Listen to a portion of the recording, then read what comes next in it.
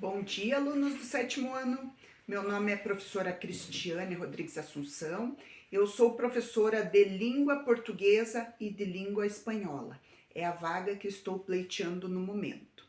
Hoje venho aqui para conversarmos e vou ensinar-lhes algumas características e a estrutura do gênero conto.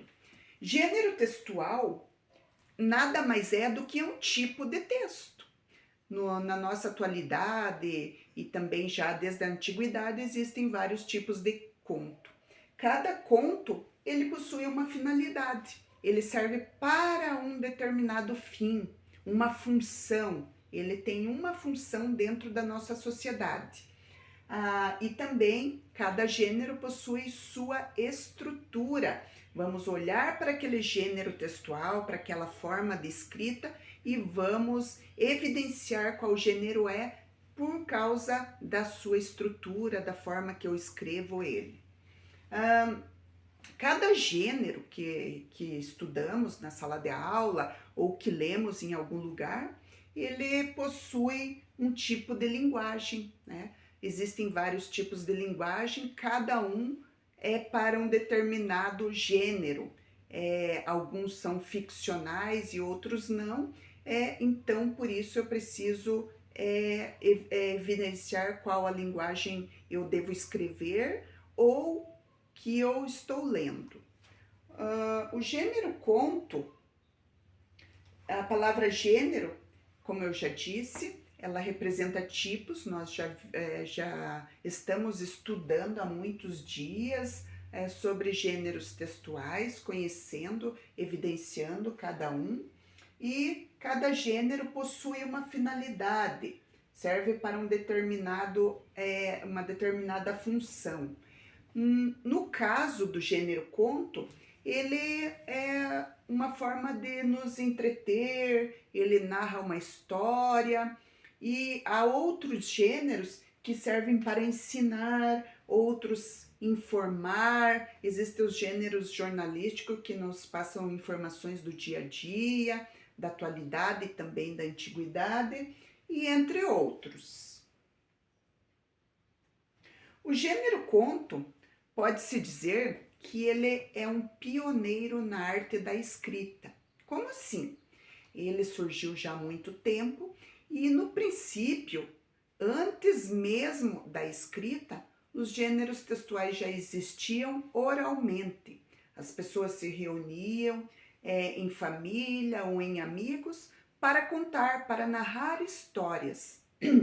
E essas histórias, elas passavam da parte oral depois para a parte escrita. E o gênero conto, a característica dele é que ele é uma história curta, breve. Ele não é um texto longo, ele não se assemelha a um romance, porque um gênero ele pode ter um conto pode ter meia página, uma página, 2 páginas, 10 páginas, 20 páginas. Porém, um conto não vai ser de 200 páginas como um romance. Eu posso ter um livro com diversos contos do mesmo autor, uma coletânea de um autor, assim como eu posso ter um livro com diversos contos, cada um de um autor diferente. Num conto existem poucos personagens, o autor ele delimita esse número de personagens para que não fique muito extenso o conto. O espaço também, ocorre uma delimitação no espaço, o espaço às vezes é curto, né? Num conto eu posso ter tanto a linguagem informal, que é a predominância, como a formal. Se o autor determinar que o seu conto será mais formal, ele pode fazer isso. Porém, a predominância nos contos é de linguagem informal. Num conto, também, eu posso ter ficção. Os contos, na maioria, ou na metade, 50%, 60%, pode ser ficcional. Porém, nada impede que o autor faça um conto, escreva um conto, crie um conto com fatos, né? Algo que aconteceu realmente com ele ou com uma pessoa que ele conhece e ele escreveu um conto. Mas na grande maioria, como eu falei, os contos serão ficcionais. E a narração, existem vários tipos de narradores, inclusive o narrador personagem. Eu posso contar a minha própria história em um conto. Os elementos do conto, quando eu abro lá o conto, o que eu vou ter em princípio? A apresentação do enredo, né? A trama existente ali, a história em si. Então, o autor vai nos apresentar o enredo. Depois eu vou ter o desenvolvimento dos acontecimentos, os acontecimentos vão sucessivamente acontecendo. Depois eu terei o momento de tensão, o clímax, é aquela parte onde o leitor fica curioso, fica na expectativa de saber o que está acontecendo, o que vai acontecer. E por último, teremos a solução de tudo aquilo que se chama desfecho. No desfecho é a finalização do conto, vou saber o que aconteceu realmente. Porém, eu posso ter um suspense no final do conto e não saber realmente o que foi que aconteceu. Mas cada conto depende do autor. Agora vamos falar um pouco de tipos de linguagem. Já estudamos também tipos de linguagem para que eu conheça uma forma de escrita. A forma de escrita, através dos tipos de linguagem, eu já saberei como é esse gênero. Por exemplo, numa notícia, eu não vou poder ter muita ficção, né? São fatos realmente. E o conto, a linguagem predominante é informal. Já disse isso, mas repetindo para vocês não esquecerem, formal, existe uma formalidade a mais. Informal, aquela linguagem que conversamos em casa, conversamos com o colega, né? Que não exige tanta formalidade.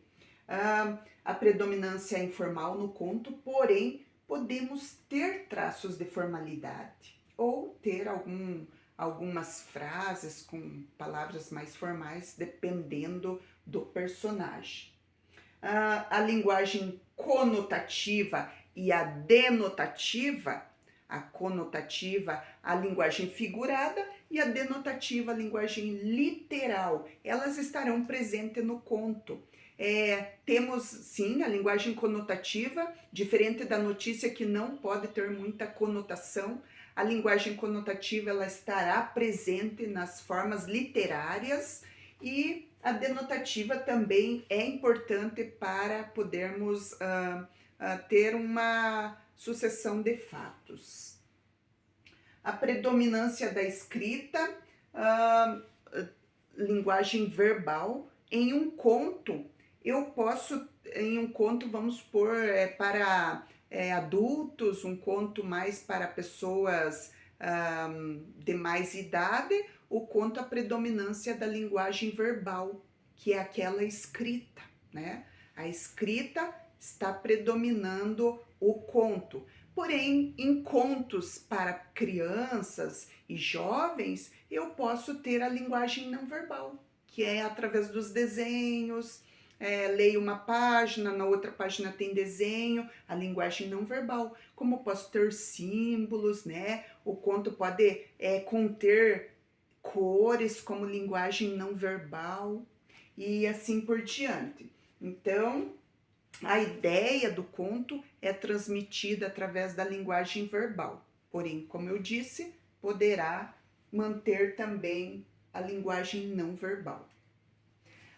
Na antiguidade, os contos eram exclusivamente orais. Por isso, eu vou ter ficção no meu conto.